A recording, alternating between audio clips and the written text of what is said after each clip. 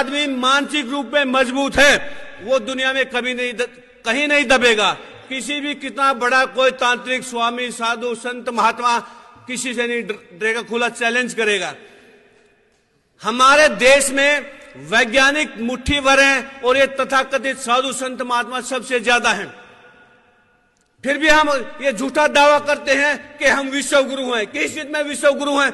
अगर आप अभी जो आज की तारीख में उत्तर प्रदेश के इलाहाबाद में कुंभ का मेला चल रहा है, अगर उसको आंखों से देखोगे ना, हंसी आती है कि कितनी बड़ी बेवकूफी है। नंगे लोग घूम रहे हैं, राख लगा के घूम रहे हैं, वो कई सिर में बालों में मोबाइल फोन टांगे हुए।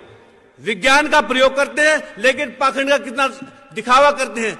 वो राजशाही यात्रा, शाही यात्रा, पेशवा यात्रा और घोड़े गधे हाथी पे नंगे बैठ के चल रहे हैं। क्या दुनिया में हमारा मजाक नहीं हो रहा? अगर वो पैसा विज्ञान और टेक्नोलॉजी में लगाया जाता, क्या बड़े बड़े वैज्ञानिक तैयार नहीं होते? क्योंकि हमारे धरातल पर वैज्ञानिक तैयार नहीं किए जाते, पाखंडी तैयार किए जाते हैं, बाबे मोड़े तैयार किए जाते हैं और वो देश की जनता को नशा करना सिखाते हैं। सारे के सारे बलात्कारी मिलते हैं। अगर आप देखो दक्षिण भारत के मंदिरों में जितने पुजारी बैठे हैं 100% सारे के सारे बलात्कारी हैं। देवदासी प्रथा हमारे पूरी दुनिया के इतिहास में देवदासी प्रथा हमारे माथे का कलंक है। दुनिया के किसी भी धर्म में छुआछूत नहीं है, केवल हिंदू धर्म में जिसके अंदर छुआछूत और मानव दुनिया की मानवता के सबसे बड़ा कलंक है। क्या हम इस कलंक पर फख्र कर सकते हैं? आज भी इस राजस्थान के हमने काफी इलाके जब सर्वे में देखे गए, हैरान रह गए। आज भी बहुत सारे देहातों में गरीब लोग किसी सामंत की हवेली के आगे अपने पांव के जूते निकालकर जूते सिर पर रख के झुक कर निकलते हैं। क्या हमारे शहीदों ने इन्हीं गुलामियों को देखने के लिए अपनी शहादत दी थी?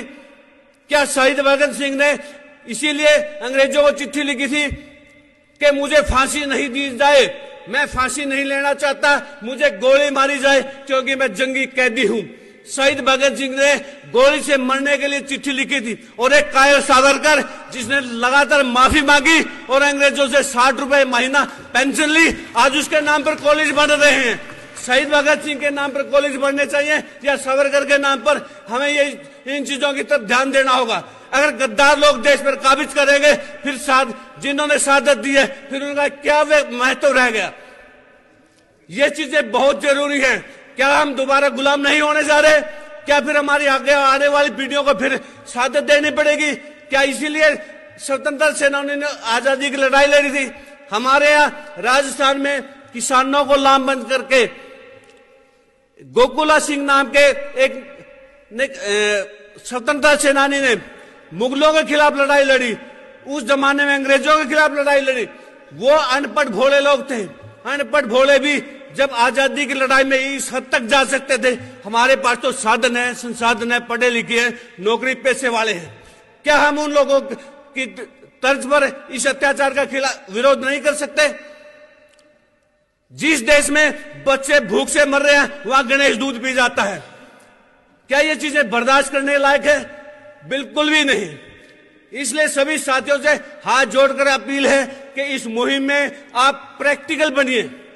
अपने आसपास जहां भी जिस इलाके में आप वहां काम करिए। और सभी से एक बात विशेषकर कहना चाहूंगा, क्योंकि जो साथी इस लाइन में आते हैं वो सबसे ज्यादा एक चीज पे उलझते हैं, वो है भगवान का मुद्दा।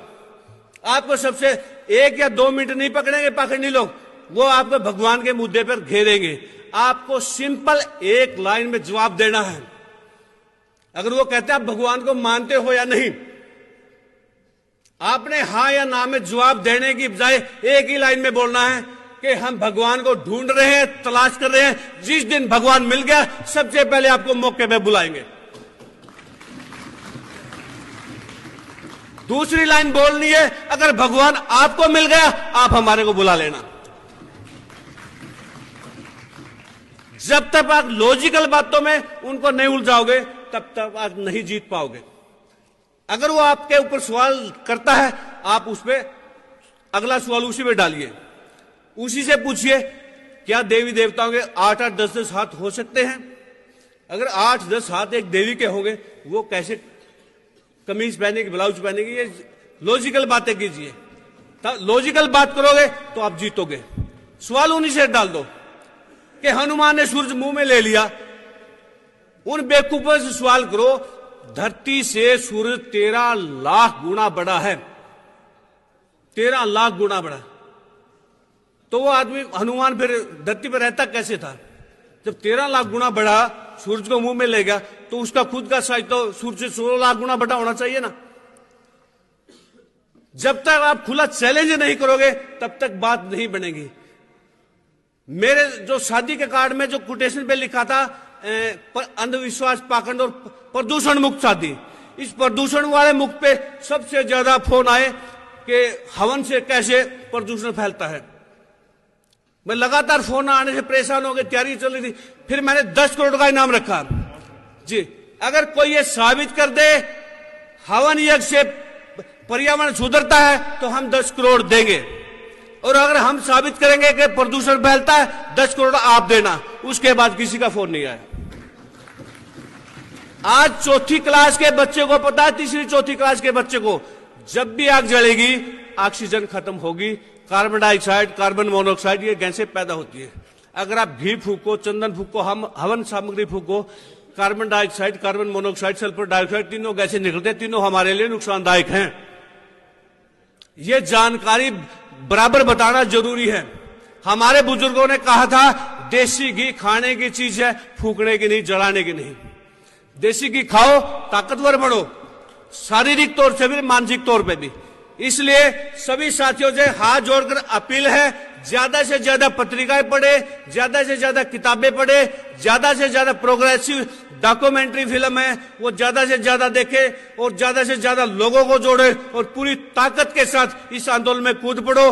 और हमारे देश का भविष्य वैज्ञानिक नजरिए में है, तरकशीलता में है, नास्तिकता में है।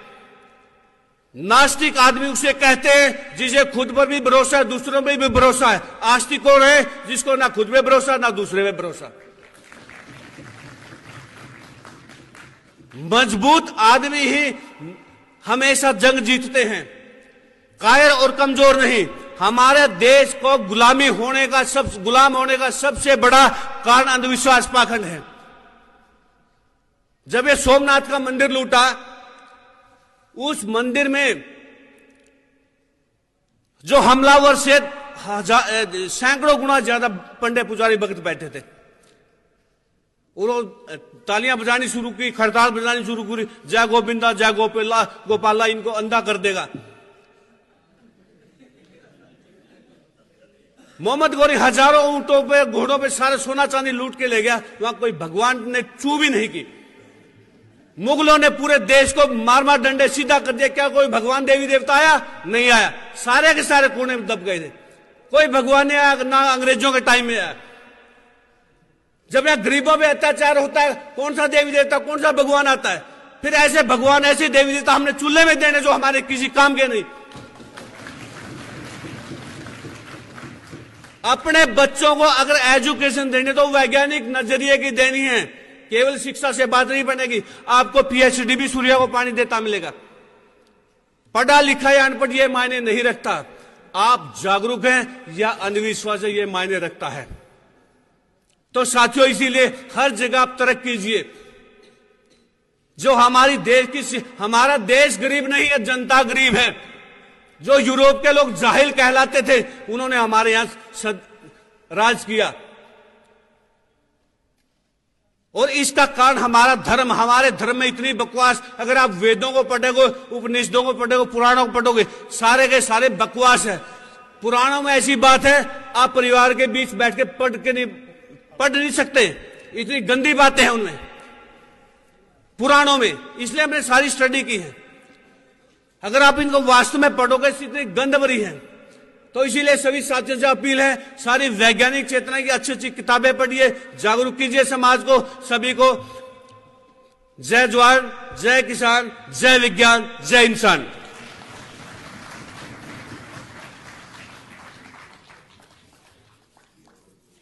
इनके बाद मैं बुलाना चाहूंगा